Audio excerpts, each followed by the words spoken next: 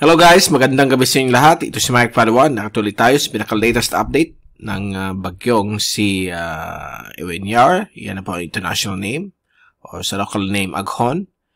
Na yung gabi po ng linggo, alas 12 na po ng hating gabi.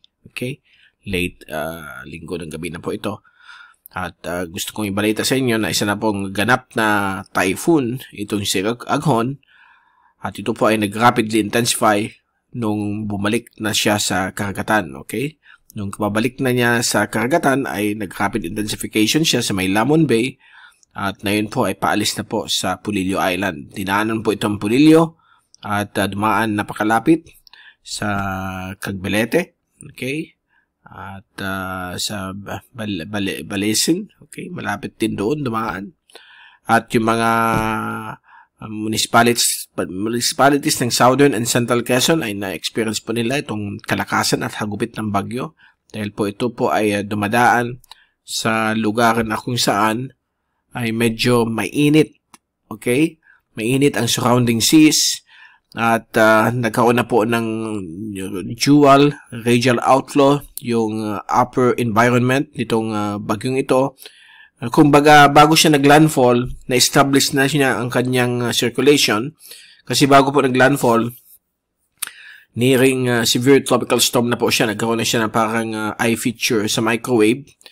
Okay, hindi ko lang nakuha yung satellite feed mula sa, o yung microwaves feed mula sa NRL, Naval Research Laboratory sa California. But papakita rin natin sa inyo yung mga radar shots at satellite images kung paano siya nagawa ng pambihirang galaw, okay? Napaaga nga ang kanyang pagliko. Instead na sa may Laguna area siya sa may east ng Laguna de Bay, ay doon po siya sa may area ng Quezon, okay? Sa bisinidad ng Mount Banahaw o sa may Dolores, Sariaya area. Doon po siya dumaan. Okay? At bago tayo mag-umpisa, okay, nag-umpisa na tayo na magsalita about this storm. Gusto ko pong iwatig po sa inyo na itong ating Tagalog update ay pinaglilingkod sa inyo ng Typhoon 2000 at ng Naga College Foundation.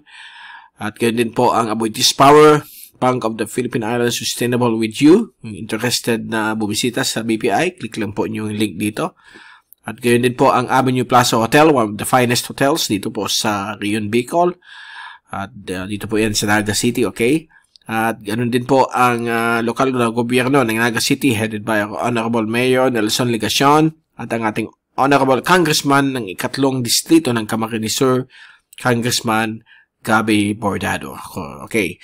Since nag-video tayo kahapon, na-mention natin na maganda tayo sa mga sobrang ulan, pasalamat tayo, lumiit ang bagyo at doon naman po sa may area po ng Quezon, parts of Laguna, Batangas ang naka-experience ng worst nitong system dahil po nag-shrink, okay, yung kanyang circulation o lumiit ng lumiit, para siyang midget na tropical cyclone naman po. Na yun lang yung area naka-experience, the rest mga pabugso-bugsong ulan lang, light to moderate. Kaya yung mga weather station po sa Kamaynilaan, umabot lang sa almost 100, 80, 60, hindi naman po lumampas. Pero dito po sa may area ng Laguna at Quezon, talaga umabot ng more than 100 millimeters as forecasted. At papakita natin sa inyo ang ito yung last image bago tayo nagpaalam. Actually, nagpaalam na tayo sa kahapon sa video. Ito yung gabi. Bago mag-alas 12 ng hating gabi, at nakita nyo, nag-rapid intensification pa dito sa may area po ng Marinduque, itong si Aghon. Gusto niya mag-intensify kasi karagatan po ito. Medyo may konting boost pa rin yung oceanic sea content o heat content dito sa bandang area ng Marinduque. Sa may area ng Tayabas Bay, kaya nagkaroon po siya ng intensification. Lalo na po pagdating niya dito sa may area ng Mount Banahaw, na kung saan meron pa rin access dito sa Lamon Bay at Tayabas Bay ang circulation ng bagyo ito upang mag-pick up ng speed. At ito po nangyari, ito po yung fast animation mula sa University of Wisconsin Tropical Cyclone page. Kita niyo, paglabas mismo, biglang dumilat yung kanyang nag-iisang mata. Okay? So, a sign na talagang malakas na siya na system.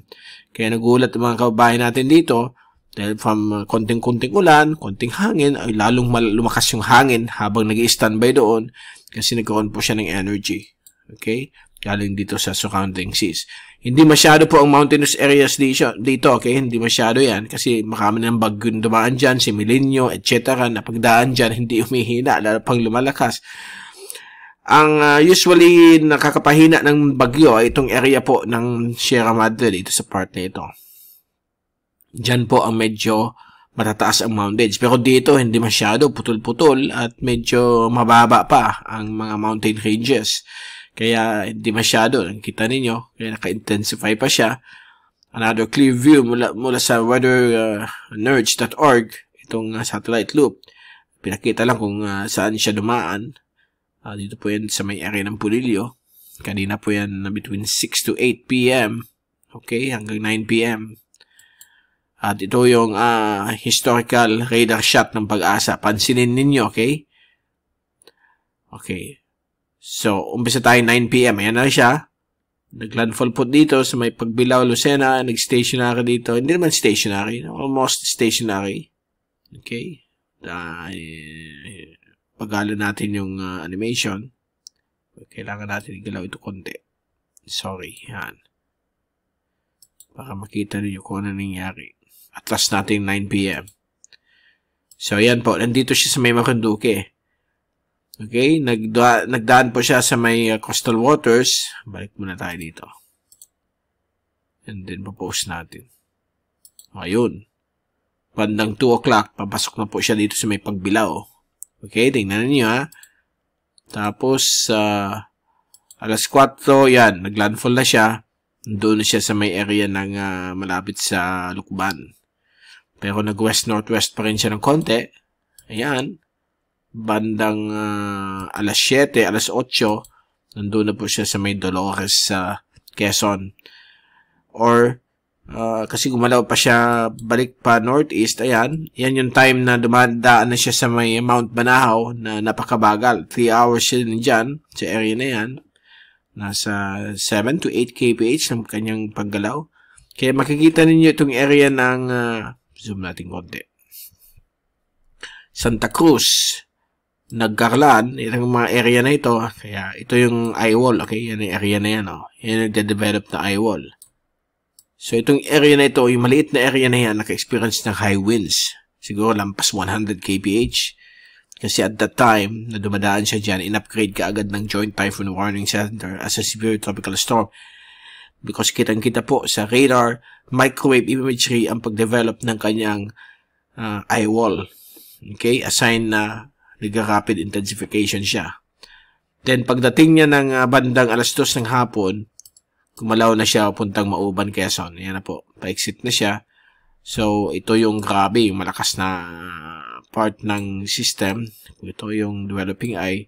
Ito yung pinakagrabe dito sa side na ito. Talaga may feel niyo ang kalakasan ng bagyo. Maliit lang pong area, okay? Mga 30 to 50 kilometers in radius. Kaya na-experience sila dyan ang mga malalakas na hangin. The rest naman po, San Pablo ay naka-experience din ng mga malalakas na ulan, hangin, tropical storm force winds, but dito talaga ang pinaka-dangerous. So, mga bandang alas 2 ng hapon, ayan na po, lumabas na po siya sa may area ng Lamon Bay. So, nandyan po siya. At dumaan po malapit sa Cagbelete. Yung kanyang system tama, sa Cagbelete dyan siya dumaan. And then sunod na tatamaan niya itong Southern Pulilio. Pagdating ng bandang alas 5, yan na po siya. Ayun. Okay? At nagkaroon na po siya ng rapid intensification dyan. At a few hours later, from 5 p.m. to 7, naging isang ganap na typhoon na po siya. Hindi lang po 120. It's already a 150 kph 1 minute average. So, yan po. Nag-form na po yung tinatawag pure eye wall niya. Yan, no? Kita nyo. Dito na lang ang medyo kulang-kulang. Wala pa dito. Hindi pa fully developed itong area na ito. Tapos makikita nyo later, mag-scatter na yan surrounding the southern quadrant. So yan, buong buo na siya. Nag-offline kasi ang Pag-asa. Nawala 9 PM lang. Wala na tayo nagkukuhang feed mula sa Pag-asa. But, yan, pinapakita po na base po sa mga radar shots mula sa Baler, dito po sa Daet, at dito sa Tagaytay, ay nakita ang full structure nitong system. Maliit lang po. Kita nyo, maliit lang kanyang wind area. Kaya dito sa Naga, dito sa amin sa Naga, wala masyadong, halos walang hangin, okay? 5 to 15 kph naman po. Dito sa ating weather station. Yung ulan namin, hanggang 60 lang. Same with Quezon City. May mga system na pag nandyan na, malakas pa rin yung hangin dito sa atin kasi malalaki sila, mga higanting bagyo. Pero ito maliit. Yan yung dangerous kasi pag maliit yan, magkakaroon yan ng rapid intensification. So, yan ang brief history ng bagyo for the past 24 hours kung anong ginawa niya at nakanasan ng mga kababayan natin dito sa maliit na areas po ng Central at Northern Quezon. Okay? So, dyan mo nakikita na kahit anong sizes, talagang pwede siyang magbigay ng efekto sa mga lugar na pwedeng daanan.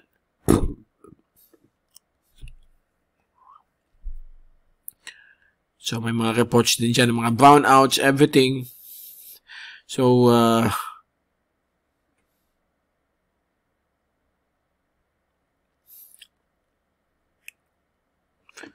tingnan natin itong next slide. Ito naman, mga bandang, what time is this? Okay. Mag-alas 6 ng gabi. So, nakikita rin niyo dito yung tawag nating microwave signature. Talagang buong-buo na po ang kanyang circulation. Okay? It's a mid-jet or small system na nagkakaroon ng rapid intensification. So, yan po ang nakikita ninyo kung bakit nagkakaroon ng rapid intensification. Mapunta po siya sa medyo mataas na oceanic heat content na magbo-boost ng more energy sa system. So, within the next 24 hours dito sa area na ito, pagdaan niya dito sa medyo mataas na oceanic heat content, magkakaroon po yan ng rapid intensification once again at hindi malayo na maging isa po siyang super typhoon or below that. At ito yung kanina mula kay McCoy, galing po ito sa threads.net, kaninang 1:24 PM. Ito yung time na kung saan, balikan natin yung radar, around 1:24 nandito po yung bagyo. Okay. Yan. Para makita ninyo, 1 period. Sorry, that's the 1:20. So, kitang-kita ninyo. Ito yung Cagbalete. Itong area na ito. So, kikita niyo yung ring na yan, yung donut shape na kulay green. Yan po yung tinatawag nating eye wall. So, kitang-kita ninyo, yung hangin yan galing west. Pag ganyan, may ikot yung papunta doon sa circulation niya, counterclockwise. So, Cagbalete, talagang nang-feel nila yung malakas na hangin. And at that time, nagiging palakas ng palakas siya, isang severe tropical storm. Kaya dito sa kanyang video, talaga makita nyo steady yung hangin. Itong hangin na ito, mga ano na yan, more than 80. Okay, so, thank you kay McCoy at threads.net sa kanyang short but magandang video na nakunan sa Cagbalete Island sa Quezon Province. Napakagandang lugar. Nakapunta na rin tayo dyan way back in 2017. Nagkaroon po kami ng team building ng mga kasama ko sa Weather Philippines Foundation. It's a very nice place. Mahangin at basta magandang lugar. Okay? So, yan po. Thank you again, McCoy sa video. So, ito yung track natin kanina as of 5 PM kasi bukas pa ng umaga. Yung, anong oras na ba? 12 midnight na ng Monday. So, mamaya alas 5 hanggang alas 7 ang next update natin. So, nakita po natin dito kung saan siya dumaan. Yan, on the dot. Ang forecast kasi ng mga models dito po siya lalabas dito sa area na ito. napaaga dito talaga siya dumaan, no? Diyan sa area na yan, no? So, it's still close. Close na rin yan, okay? When it comes to mga forecast models, accuracy ng mga forecast models, mga ano kasi yan. Average, 50 to 70% accurate. But right now, since it is evolving, at ang European model na yun, nag-incorporate na rin ng artificial intelligence kanilang computer models at nag-tie up po with Chinese company to create an artificial intelligence supercomputer output, okay, na makakatulong sa tracking ng bagyo. And later on, in the next decades, magiging more accurate na ang mga forecast models. Okay? So, maganda po ang AI, but basta gamitin in a good way, walang problema yan. So, yan po magiging tracking niya for the next 2 days. Magiging napakalakas po siyang bagyo. Gaya ni sinabi ko, hindi tayo magugulat kung maging isa po siyang super typhoon. Alam natin na yun po sa age ng climate change. Konting kindat-kindat lang. Ang lakas-lakas na ng mga systems. Kaya nakakatakot nowadays. Okay, so ito po yung tracking ng lahat ng Asian agencies. Ito po yung, kita niyo yung mga Asian agencies. Nandyan po yung Pag-asa. Okay. Medyo, at partial with Taiwan and Korea sa winds. Kasi 10-minute average sila. Samantala, ang Joint Typhoon Warning Center ay talagang, siyempre, 1-minute average yan. At nakikita nila yung mga maliliit na feature ng storm. Sobrang liit. Magkita mo kung lumalakas. Kaya sa 80 knots. They're using ADT, Advanced Dvorak Technology, in getting the intensity or strength ng isang bagyo. Okay? Kumusta ang ulan sa Quezon City? Ito po yung galing po sa weather station ng Institute of Environmental Science and Meteorology at UP Diliman. Ito po yung data nila. Okay? Total storm, rainstorm. Ibig sabihin ng rainstorm, for the past 2 days or 3 days, walang hinto ang ulan. Although maghihinto siya, but kung within 24 hours, bumalik ulit yung ulan, considered as rainstorm yan. Parang rain event. Or dahil po may dumaan na storm. Ganun. So far, for the past 2 days, nasa 114.2 millimeters ang ulan. So, below pa rin siya kasi 60 plus millimeters lang for the day. Instead, now, more than 100 millimeters. So, pasalamat tayo. Hindi umabot ng ganun. Kundi magkakaroon ng mga floodings sa low-lying areas pa Metro Manila. Okay? So, doon lang po sa mga maliit na areas ng Quezon, Central and Northern Quezon na experience itong mga malalakas na ulan at hangin dala ng bagyong ito. Dito po sa Naga, mga padaan-daan lang po mga squall, thunderstorms ang experience natin for the whole day of Sunday at sa ibang parte po ng Kabikulan. And nung dumaan kahapon yung storm, naka-register lang ng hindi rin umabot ng 100 mm. So, pasalamat tayo na mabilis yung kanyang takbo during that time. And then, pagdaan po dito, kasi yung dating forecast, dito hihinto sa may daet, Camarines Norte, yung system dito sana. Natas natin ito. Ang forecast sana ng system, kasi ito na yung galaw niya eh. Tingnan niyo. So, para makita niyo, pilisan natin. Fast animation. So, yan, no? Dito siya dumaan, no? Kitang-kita po dito, bibigyan natin ng line. Dito po siya. Kumanyan. No.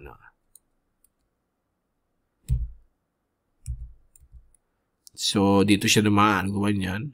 Tapos, pagdating niya dito, gumanan ng konti. Then, yan na gumanyan. Dito siya dumaan. And then, dito siya nag-landfall. And then, lumabas po dito. Okay? So, papunta na siya dyan. Ang dating forecast, dito siya dadaan. Yan po ang vehicle, okay? Una, dito muna. Dito siya. Pag ganyan. Then, dito rin. Tapos, meron time na pagdaan dito sa may Naga, paglabas dito, dito muna siya mag-standby. Ayan, bago mag-curvature. Yung iba naman po. Tapos, yung malapit na sa yung best track niya, yung iba dito, tapos mag-ikot-ikot dito, then magaganon. So, ito yung naging katotohanan itong area na ito. Dito siya namaan. Okay? Hindi dito. Why? Kasi po yung high pressure ridge na sana humina ay nag-extend pa yung kanyang lakas. Kaya delayed yung kanyang pag-akyat. Parang si Frank. Dati Bicol, hanggang umabot sa may Boracay. Then, nung humina na yung ridge, umakyat ka agad. Parang ganito rin. Biglang nag-recurve kasi may dumadaan na isang frontal system. Okay? So, yan po ang situation po ng bagyo. Pasalamat tayo na maliit lang yung area niya, hindi malaki, kundi maraming areas na affected nitong system na ito. At we must thank the Lord na ganyan po ang nangyari. But again, we're still very early into the season. Marami pang pwedeng mangyari. Sana lahat sila hindi pumunta sa Pilipinas o mahina lamang. We'll keep you updated in the coming weeks, months. Down na yung June. Simula na naman po ang habagat season. Kung i-check natin what will be in store. Ito yung forecast ng European model. Atras pa tayo. So, yan yung storm. Ano mangyayari? Bago tayo paalam. Yan na siya. Lalabas ng PAR. Pagdating ng mga araw ito. Yan. Wednesday. Labas na siya ng PAR. At makikita ninyo, pagdating ng next weekend, mag-start na po ang habagat sa atin. Okay? Ayan na. Ang nagpo-pull dito, yung frontal system. Ayan po. Meron ditong stationary front yata dito. Mio front. Then dyan siya. Oh. Hindi pa naman siya. So, siya muna mag-enhance ng habagat. Pag unang bugso ng habagat. Ayan, haba. So, wala naman pong tropical cyclone. But nakikita ninyo na established na po ang tinatawag na southwest monsoon. Ayan, mag-umpisa na. Okay, pag ganyan yung hangin, pag ganyan. So, that's the time na baka next week or next week, start na po yan. Pero ang araw na ito, sa dakating next week po ito. Okay, Tuesday of next week, June 3, start na. Although yung ngayong week, pag-akyat dito ng bagyo, yan po, pag-akyat niya. May konti na rin na habagat, but not enough. Kasi paglabas niya sa Wednesday, halos hina na yung pull niya sa habagat. Hindi pa masyado kasi meron isang system sa Bay of Bengal doon nakatutok ang unang bugso ng habagat. So, yan po. Yan ang ating latest update. It's already 23 minutes long ang ating video analysis. At least, naintindihan ninyo ang nangyari. At let's hope and pray mga kababayan natin na-afektuhan. Pati mas bati pa lang na-afektuhan. Malalakas na hangin. Pero at that time, tropical storm pa siya. Tropical storm, depression. Okay? So, let's hope and pray na makarecover sila lahat. Again, we'll see you again tomorrow. This is Mike Padua saying good day, good night to all. Be #weatherwiser. Medyo inantok na tayo dahil ilang araw na tayong puyat. So, babawi tayo, mag-refresh for the next weather system naman. Back to normal. But mayroon pa rin tayong special coverage bukas kung nasaan na si Aghon. Again, good night. Thank you so much for watching our channel. God bless po sa inyo lahat.